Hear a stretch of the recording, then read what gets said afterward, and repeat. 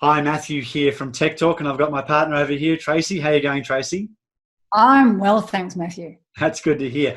Hey, look, Tracy, we were just chatting about how technology and software businesses and what they can actually do over the course of the next couple of months to build momentum and be ready to spring out of the gates when the business handbrake is taken off, the Mm, hysteria mm, has lowered, and everybody's sort of getting back to business because the problems that your mm, software mm. solves is actually not going to go away because of this. It might even be exacerbated. So, Tracy, we built a list of 7. Tracy, what's number 1? Okay. For me, number one is don't wait and see. Mm. The technology sector is the most resilient because it's the most agile and most able to adapt, and it can adapt very, very quickly. So the most important thing in this situation, when a lot of people are hunkering down and saying, we can't do anything, the most important thing is to think differently and think about some of the opportunities. Right now, your competitors are probably feeling exactly the same way. If you take action and they don't, you'll have the opportunity of making progress during this time, potentially developments during this time. So by the time this difficult period is over, you won't have this very, very long lag period plus the additional lag period. So I'd say don't wait and see, watch and act now. Yeah, great. So the second thing is about technology. I love going and buying new stuff, but don't necessarily go out and blow the whole week's wages on it. But make sure you got a good microphone. Make sure you got a good camera. You got some lighting that actually makes you look like you're not in a cave, like some of Tracy's previous videos. Like some of mine, yeah. And so, but also know how to use the tools that are there. So actually, one video I was just talking to you about is there's a video on Facebook. There's a lady who's obviously on video conference with a dozen other people. She's walking around her house. She's carrying a laptop around. She puts the laptop down on the ground, and then the slow realization of terror of everybody as she turns sideways to go sit on the toilet. And so we don't want that. So know how to use Zoom, know what the camera's pointing at. So be very aware. Hey, if you're anything like me, you might be wearing a business shirt up top, but shorts down beneath. But of course, I'm definitely dressed professionally all the time when I'm shooting these videos. So that's number 2. Number 3, what is it, Tracy? Okay. Number 3 is take time to take stock. If some of your staff are now working from home, you might even be also working from home, you may have fewer unexpected meetings and drop-ins and that sort of thing. Things may be a lot more scheduled. They may also be the reverse. But whatever, if you're in the leadership role of your company, you have to take time out, even if it's in the garden.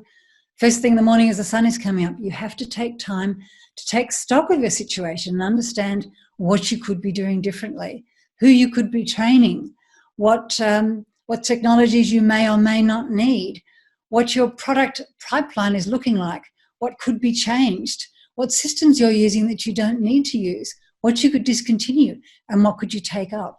And the only way to do that is to look at it, your business in its entirety, calmly and coolly, even when everybody else is potentially losing their heads. They're flapping around. That's great. So the fourth one is have a look at the what I call the 80-20 rule. What is currently working? What has been working over the last 12 months? It's sort of like that take stock conversation you were just talking about, Tracy, but specifically around sales and marketing. What are the things, if you think about Pareto's rule is 80% of your results are going to come from 20% of your action. What are those 20%? And then the first thing is don't do nothing. Identify that 20% and go after it, because that's going to continue to build the momentum. And this might be the new way of you actually going out to market. So there you go. That's number 4. What's number 5, Tracy? Number 5 is be genuinely helpful. Some segments of your market may be really hurting right now. So the last thing you want to do is turn your back on them. The best thing you can do is let them know that you care. Reach out to them. Ask them how they are. You may need to offer them special payment terms, for example. Don't wait until they don't pay. Be proactive and give them the opportunity. And there may be other ways that you can help them as well. So be proactive and ask them, because if you ignore them, they're going to feel even worse. Now, the flip side of this is, as far as your other segments are concerned, there may be opportunities there to do things differently. There may be new opportunities that you haven't thought about. But whatever you do, be genuinely helpful. Don't be a predator who's taking advantage of a situation. No one likes that. It's not fair and it's not right. Yeah, that's right. So the next one for me is upskill. So one thing that one of the skills that I believe I have, and I've been teaching people over the time, is phone skills.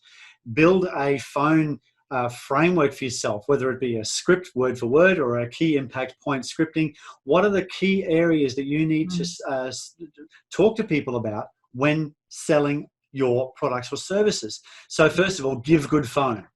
And second of all, think about your demos. Think about your internet connection. Think about how you're actually communicating with people. If you're relying on your internet connection to click through your SaaS product because it's online, you know what? Maybe grab some screenshots, because if everybody's at home, everybody's working from home, we know we've got the NBN here in Australia. We know it's not wonderfully reliable. So what I want you to do is take those screenshots, and if you really have a shabby internet connection, email that presentation, the PowerPoint presentation, to the client just before the meeting.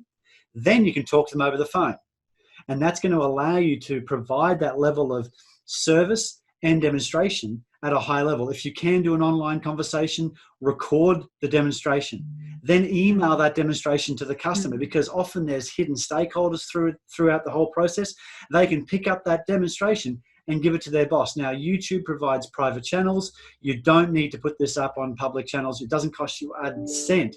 And what I reckon is going to drop out of all of this is going to be a lot more companies doing a lot more online demos, online phone calls, online demonstrations than any of the face-to-face stuff that we've all been stuck in the 1920s way of doing business up until this point, where we were forced to. So upskill on phone skills, upskill on demonstration skills. Back to you, Tracy. Okay. So the last one to me is keep alert for new opportunities. Now that requires something that's actually quite difficult in these circumstances. You've got to keep an open, optimistic mindset. And as the boss of your company, you have to do that, because this is the time when opportunities will present like never before. You can help people in ways you've never considered. There are markets that need your help that have never needed your help before. And if you're hunkered down and in panic mode, you won't see those opportunities.